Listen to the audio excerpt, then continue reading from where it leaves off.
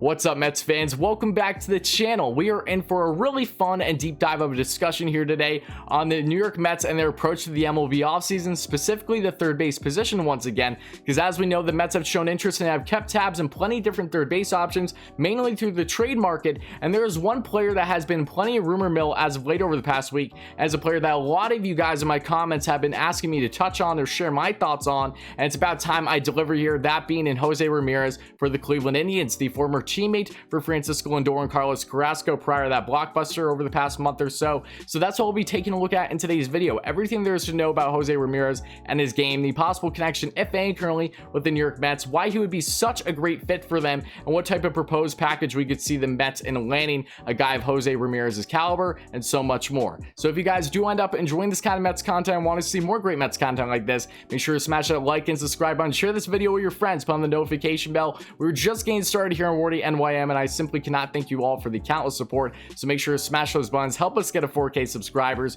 But enough of me talking, let's get right into this video.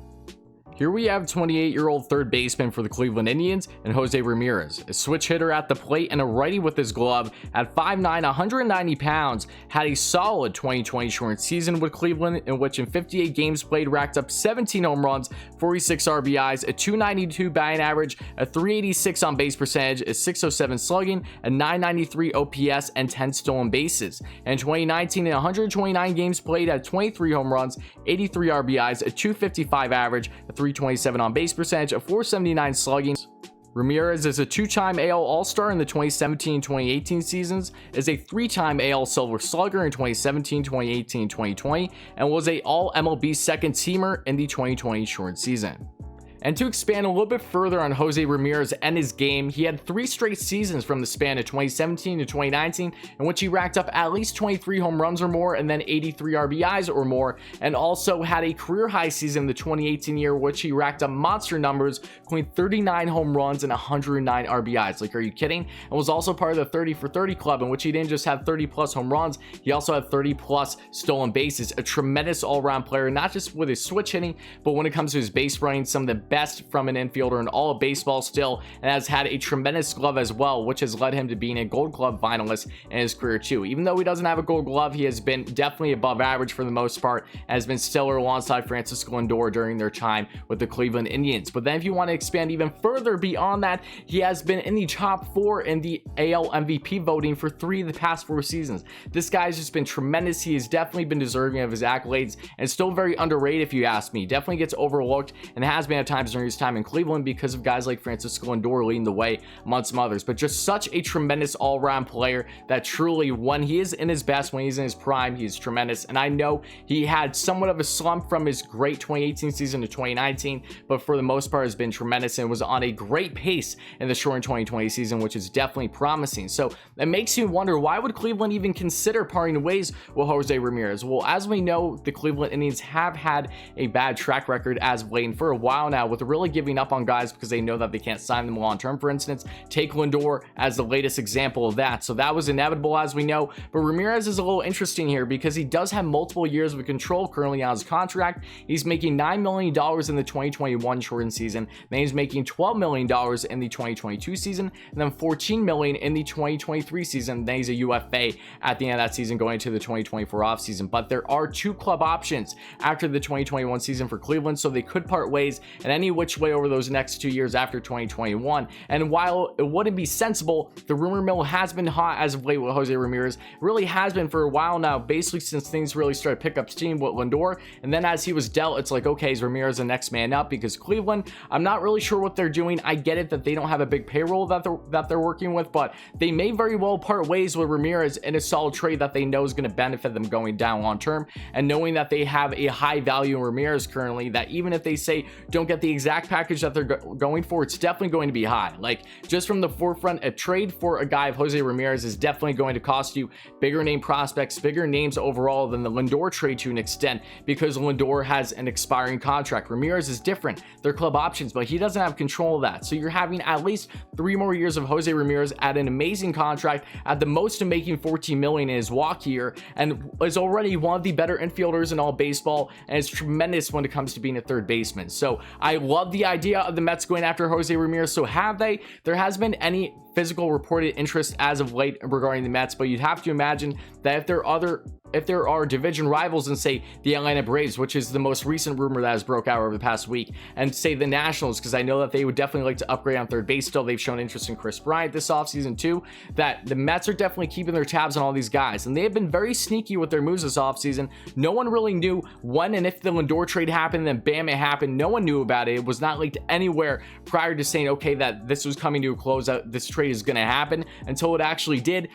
Same thing with a lot of the other smaller moves the Mets have made this offseason and big. So they've been very sneaky, and I do expect that the Mets do make another blockbuster trade this offseason, which I feel very comfortable saying at this point in time. I think they're going to make at least one more, regardless if they land Trevor Bauer or not to an extent. The only difference that would make is possibly either going for just a third baseman or say a starting pitcher still and a third baseman should they not land Bauer. But regardless, it'll be a blockbuster because they're going to go after a big name. And Ramirez checks off all the boxes because he is not a defensive liability. He's above average. He has looked stellar at third at times. He's a great base runner, still in the prime of his career at the age of 28 on a very team-friendly contract, in which if the Mets were to go down that route, and I really hope they do, to be quite honest with you, they can still afford, assuming that they go over the luxury tax, a guy of Trevor Bauer, because all the belief is that the Mets, if they do land Trevor Bauer, going past that luxury tax threshold, and it shouldn't be too much of an issue for them, because you reach a certain limit before you're really dealing with some complications there. So this would be an amazing fit for the Mets. And now we get on to, okay, if they get this type of deal done,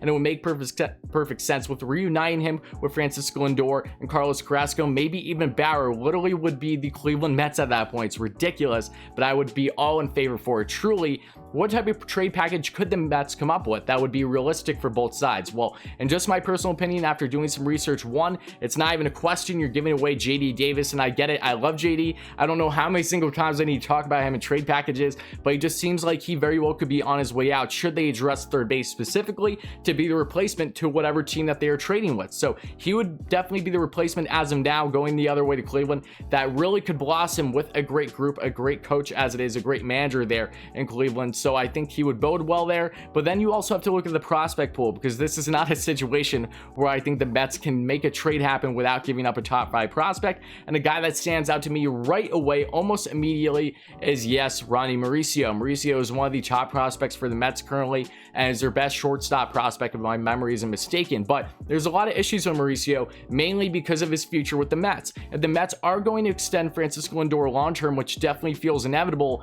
then what are you going to do with Mauricio? There's a lot of belief that Mauricio isn't necessarily a true shortstop. You're better off having him at third base, and if okay, that's perfectly fine, because if you do go down that route, JD Davis might not be there by the time Mauricio comes in, or you deal with JD more in a platoon role, possibly toy with him in the outfield again. Maybe they can make him more of a type of utility player in Cleveland, which would not be surprising whatsoever. Ahmad Rosario looks like he may very well be on his way out again, possibly to the Cincinnati Reds. So I'm not really focusing on Rosario currently in this line for Cleveland, just given what I'm seeing, but I will take it into account. But even then, you have Andres Gimenez, who is an absolute stud. I think he's going to be the next big thing in Cleveland for sure. A great Met, and I'm really upset to see him go, but it made sense when you want Mr. Smile. So I think what would also make sense, if Mauricio does stay at the shortstop position and comes up in a couple years, you can see him starting at short and then moving Gimenez to second base, should Cleveland be fine with that, because Gimenez can do second just as fine as shortstop, if you ask me, from what we saw in the short 2020 season. Just a stellar young man,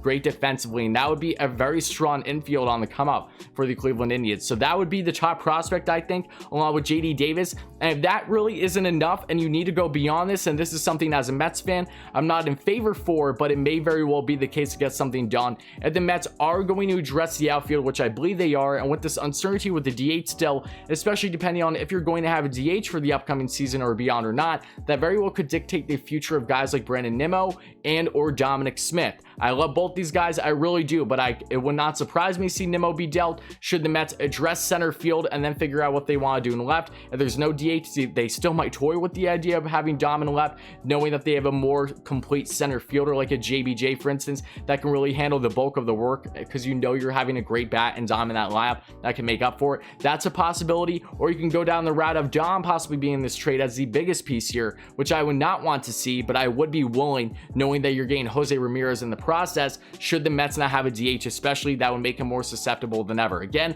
I don't want to see Dom go. I really don't. I love him. He's on the come up. I think he's going to be tremendous for the Mets, but I would be willing to part ways with him as a fan, saying this at least, and I think the Mets to an extent too, should they land a guy that, one, is still in the prime of his career, and two, has a great contract, and Jose Ramirez checks off all the boxes. So again, I know that a lot of you guys in the comments might disagree, might not be in favor for it, but Jose Ramirez would ultimately easily take the Mets to that next level, even if they don't do anything drastic with the rotation still, and just add a fifth starter instead of a Bauer. Jose Ramirez and Lindor in Queens in that infield is going to be one of the best in all of baseball, and there's no doubting that. You have Jeff McNeil at second at that point. You have Pete and or John at first, however it goes on, especially with the DH still, as I said, but what a deal that would be, and I think that would be perfect for the Mets going forward. So don't be surprised, guys, see the Mets go down that route. Give a call to Cleveland again. I know that they don't have the same GM in place, but Zach Scott, I think, is really picking up the work nicely, and it would not be surprising me to see this happen whatsoever with them, one,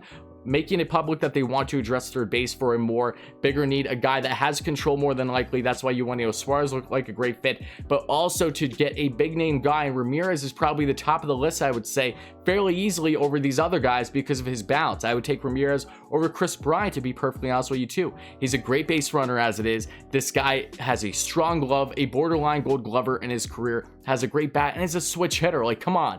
Him and Lindor, they've been dominant in Cleveland. Let's see them do it again here in Queens. I know Cleveland Indians fans rue this. They want nothing to do with it. I'm aware, but I'm talking from the Mets perspective here and why it makes perfect sense. So guys, let me know your thoughts in the comments below. How do you feel about Jose Ramirez being the third base option, possibly the best third base option for the Mets? Should they go down that route? Do you think that they're going to consider going down that route, especially with rumors suggesting that other teams, including the Braves, rivals within the division, are showing interest in him? Because again, I think that's the last thing the Mets want to see, is a guy like Ramirez go there. And I know you don't necessarily want to act on what the rival is doing, but this is a guy that can directly impact your lineup for the better. So if you don't go for him and he does say go to a rival, then there's a big issue there, because he's going to be dominant probably wherever he lands should he be dealt this offseason. So if he goes to a rival, that's not going to look great for the Mets, I can assure you that. So bring him in Queens, Will, Lindor, and Carrasco, make it happen, baby. But let me know your thoughts in the comments as always. And if you guys ended up enjoying this kind of Mets content, want to see more great Mets content like this, again, make sure to smash that like and subscribe button. Share this video with your friends, put on the notification bell. Again, thank you all so much, guys. It means the world. I've been having so much fun doing these videos and live streams. Expect great content here on the channel going forward, and I'll talk to you soon.